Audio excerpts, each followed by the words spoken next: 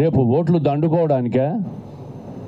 ఇటువంటి వాతావరణము, ఇటువంటి వాళ్ళని ఎన్నుకున్న ప్రజలు నిజంగా సిగ్గుపడే పరిస్థితి వచ్చింది. ఎన్నికలు వచ్చినప్పుడు ఖచ్చితంగా ప్రజలు ఇటువంటి వ్యక్తులకు సరైన సమాధానం చెప్తారు. ఇటువంటి వ్యక్తులను నగర బహిష్కరణ కాదు, దేశ బహిష్కరణ చేసే అవసరం కూడా ఉంది. ఇటువంటి వ్యక్తులను అసాంఘిక కార్యక్రమాలు కానీ దౌర్జన్యపూరిత వాతావరణాన్ని క్రియేట్ చేసే మనుషులను దేశ బహిష్కరణ చేస్తే తప్ప ఈ దేశంలో శాంతి నెలకొల్దని చెప్పి ఈ సందర్భంగా మీకు చెప్తా ఉండా. ఈసారి వాటర్ తాగునీటి సమస్య ఎలా తీరుస్తామనే దాని మీద ఈ యొక్క అధికారంలో ఉన్న ఈ నాయకులు పాలకులు ఆలోచించాల్సిన విషయం. కానీ వీళ్ళు దీన్ని విస్మరించి ఇప్పుడు ఈ జనవరి నుంచి ఈ 2024 వచ్చే సాధారణ ఎన్నికల్లో ఎలా ముందుకు పోవాలా, ఎలా వీళ్ళు పథకాలు ప్లాన్లు రచించాలా, ఏ విధంగా తెలుగుదేశం పార్టీలో వాళ్ళు ఉన్నది కూడా లోపరుచుకొని ఈ ఎలక్షన్ ఎలా గట్టెక్కాలా, మళ్ళీ అధికారంలోకి ఎలా రావాలని ఆలోచన చేస్తున్నారా. కానీ 5-6 రోజులకు ఒకసారి నీళ్ళు వస్తున్న సమస్య గురించి ఏ విధమైన ఆలోచన లేదు. వాళ్ళు పోయినసారి ఎలక్షన్లో వాగ్దానం చేసిన లింగంపల్లి వాటర్ వర్క్స్ పూర్తి చేసి కడప నగరానికి తాగునీటి సమస్య అనేది లేకుండా చేస్తామన్నారు. కానీ ఇప్పటి వరకు చేసింది లేదు, అటువైపు వెళ్ళి చూసింది లేదు.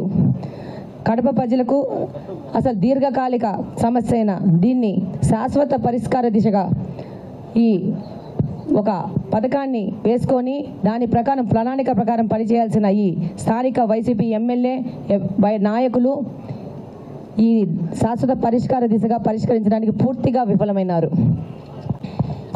ఈ యొక్క మీ అందరి మీడియా మిత్రులకు అందరికీ తెలుసు, మీరు ఈ యొక్క తాగునీటి సమస్య గురించి ఒక రీసెర్చ్ చేసి కడప నియోజకవర్గంలో ఎంతగా తాగునీటి సమస్య ఉందని మీరు మీ పేపర్లలో వేసిన ఎడిటోరియల్ కాలమ్స్ ఇవి.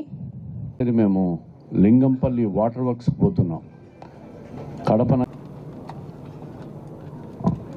దయచేసి పత్రిక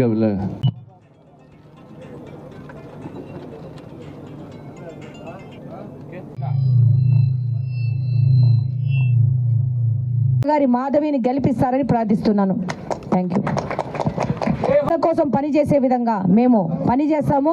తప్పకుండా ప్రతి ఒక్కరూ తెలుగుదేశం కడప నియోజకవర్గాన్ని దశాబ్దాలు వెనక్కి నెట్టిన మీరు ఇంకా ఆర్మింగ్ ఇష్యూ కడప నగరంలో కానీ ఆంధ్రప్రదేశ్ మొత్తంగా కానీ ఈరోజు మీరు గమనిస్తే ఇది ఏర్పాటు చేయలేని పరిస్థితిలో ఈ 5 సంవత్సరాలు గడిపారు. మన సామాన్లు పడిపోయే పరిస్థితిలో ఈ కడప నగరం ఉంది. ఆయన అంటారు, ఎమ్మెల్యే గారు మీకు అద్దాలు పెట్టుకొని చూడండి. 2018 డిసెంబర్లో మా నాయకుడు చంద్రబాబు నాయుడు గారు కంబాల్దిన్న దగ్గర స్టీల్ ప్లాంట్ ఉక్కు పరిశ్రమను ఏర్పాటు చేయాలని ల్యాండ్ అక్విజిషన్ భూమి పూజ కూడా అక్కడ కంప్లీట్ చేయడం జరిగింది. కానీ ఈరోజు నిరుద్యోగ యువతకు పరిశ్రమలు వస్తే ఉద్యోగ అవకాశాలు వస్తాయి, స్టీల్ ప్లాంట్ వస్తే ఉద్యోగ అవకాశాలు వస్తాయని చెప్పిన వ్యక్తి కడప జిల్లా వాడు ముఖ్యమంత్రి అయితే గంపగుత్తగా ఓట్లు వేసినారు. ఆ రోజు అందరూ మనకు మంచి జరుగుతుందేమో అనేది. కానీ ఈరోజు చూస్తూ ఉంటే కేవలం నోటి మాటలకే అది ఉంది, కానీ చేతుల్లో ఎటువంటి పని లేదు. నిధులు కేటాయించలేదు, లేదా భూములు కూడా కేవలం ఆ సంస్థకు కట్టబెట్టడానికి అనేది కూడా ఈ సందర్భంగా మీ అందరికీ తెలియజేస్తున్నా. గతంలో కూడా రాజశేఖర రెడ్డి గారు ముఖ్యమంత్రిగా ఉన్నప్పుడు 2007లో దాదాపు 12,000 నుంచి 15,000 ఎకరాలు ఒక బ్రహ్మణి స్టీల్ ప్లాంట్ అని గాలి జనార్దన్ రెడ్డికి ఆ రోజు కట్టబెట్టడం జరిగింది. కానీ మీ అందరు గమనించాల్సింది ఏంటంటే అతి తక్కువ ధరలో కేవలం 18,000 రూపాయలతో ఎకరా ఆ రోజు భూములు కేటాయించడం జరిగింది. ఆ రోజు ఒక్క క్లాస్ కూడా పెట్టలేకపోయినారు ఆ రోజు ప్రభుత్వం. ఇదిగినా మీరు కన్స్ట్రక్షన్ చేయలేకపోతే మళ్ళీ ప్రభుత్వం వెనక్కి తీసుకుంటుందనే కండిషన్ కూడా పెట్టలేకోకుండా ఒక సంస్థకు పూర్తిగా వాళ్ళకు ఆ హక్కులు కేటాయించడం వల్ల ఈరోజు ఒక వ్యవస్థకే ఒక బ్రహ్మణి స్టీల్ ప్లాంట్ కిందనే ఆ భూములన్నీ ఉన్నాయి. దాన్ని ఎటువంటి పరిస్థితుల్లో ఈరోజు వెనక్కి తీసుకోలేని పరిస్థితిలో కూడా ఈ ప్రభుత్వం ఉంది. కాబట్టి మీరందరూ ఆలోచన చేయండి. ఇది మాటలకే ఉంది. ఈరోజు జగన్మోహన్ రెడ్డి గారిని ఈ ప్రభుత్వం వైఫల్యాలను మనం ఈరోజు ఛార్జ్షీట్ రూపంలో ఈడ కడప నియోజకవర్గం ఉప ముఖ్యమంత్రి అంజాద్ బాషా గారి మీద ఛార్జ్షీట్ ప్రజలకు వంచన చేసినారని ఛార్జ్షీట్ కూడా రిలీజ్ చేయడం జరిగింది. దీన్ని డీటెయిల్గా మన కడప నియోజకవర్గ అభ్యర్థి మాధవిక్క గారు డీటెయిల్గా కూడా చెప్తా వచ్చినారు. కాబట్టి ఒకసారి ఆలోచన చేయండి. ఇది ఒక నియోజకవర్గానికే ఇట్లా ల్యాండ్ మాఫియా కానీ శాండ్లోనే అరెస్ట్ చేయించి లోపలేపిస్తున్నాడు. మాకు ఇది మా నాయకులు ఈ కరప్షన్ ఇది ఏదైతే ఈ ఫ్రాక్షనిజం వదిలేయమంటే వదిలేయడమే తప్ప మేమేం మర్చిపోలేదయ్యా. శ్రీనివాసులు రెడ్డి నువ్వు ఎక్కడికంటే అడిగిస్తాయి నీ కాడ రెడ్ బుక్ ఏందేమో, మాకు రెడ్ బుక్కులు గ్రీన్ బుక్కులు అవసరం లే. నేరుగా నీ ఇంట్లోనే దూరుతాం, నీ ఇంటికే వస్తాం, నీ ద్వారకా నగర్ లో ఇంటికాడికి వస్తాం. మా ఏం తిక్కుతావు తిక్కో, ఏమనుకుంటున్నావు జాగ్రత్త. నాకు ఖబర్దారి ఏంటి నువ్వు చెప్పేది బట్ట నా కొడక.